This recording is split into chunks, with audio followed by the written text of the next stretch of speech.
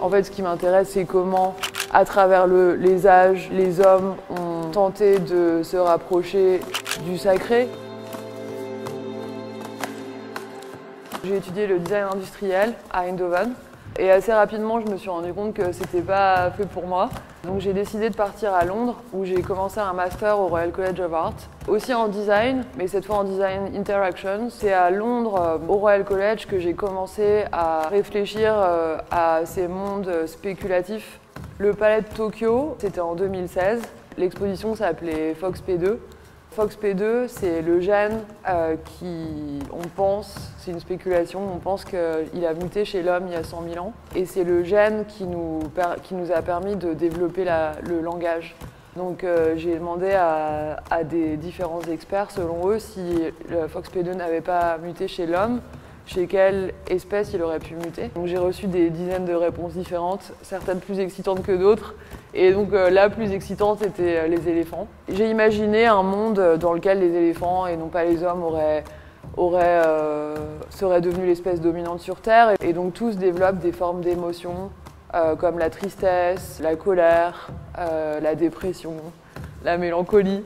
Ma bibliothèque intègre principalement des livres, soit scientifiques, d'anthropologie, des recherches sur des moments où finalement la science arrive à sa limite. Donc ça, c'est une énorme partie de mon travail et de ma recherche. Et ensuite, le cinéma. Donc en effet, David Cronenberg, qui est un de mes héros, et aussi j'aime beaucoup le travail de Apichat Pongwera-Settakul. Il cherche à montrer des êtres qui appartiennent à des temps lointains, des temps passés, des temps futurs, des temps parallèles, ou des espaces lointains, passés, futurs. Et ensuite, bien évidemment, Pierre Huyghe, c'est l'artiste qui me touche le plus, la manière dont il réfléchit à ce qu'est une exposition, ce qu'est un écosystème aujourd'hui. Je pense que le fil rouge, c'est dans ma recherche sur les matériaux, c'est comment recréer la sensation de la vie. Et pour ça, j'essaie toujours de développer des matériaux qui sont très ambigus.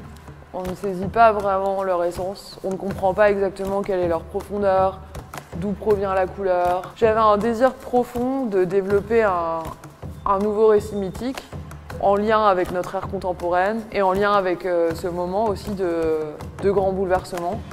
Et j'ai eu l'impression très rapidement que l'espace, l'endroit mythique que je cherchais était le sol, et en particulier le Surface Horizon, qui a donné naissance à cette exposition, enfin, qui est le titre de cette exposition, ici à Lafayette Anticipation. L'horizon organique, c'est l'horizon sur lequel on pose nos pas quand on se promène dans la nature, dans un parc.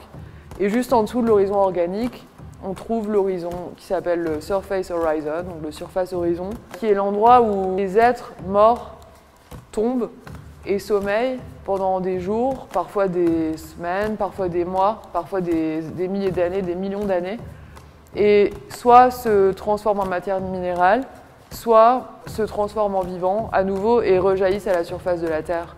Et j'avais l'impression que c'était l'endroit de tous les potentiels, où tous les enjeux majeurs de notre ère résident.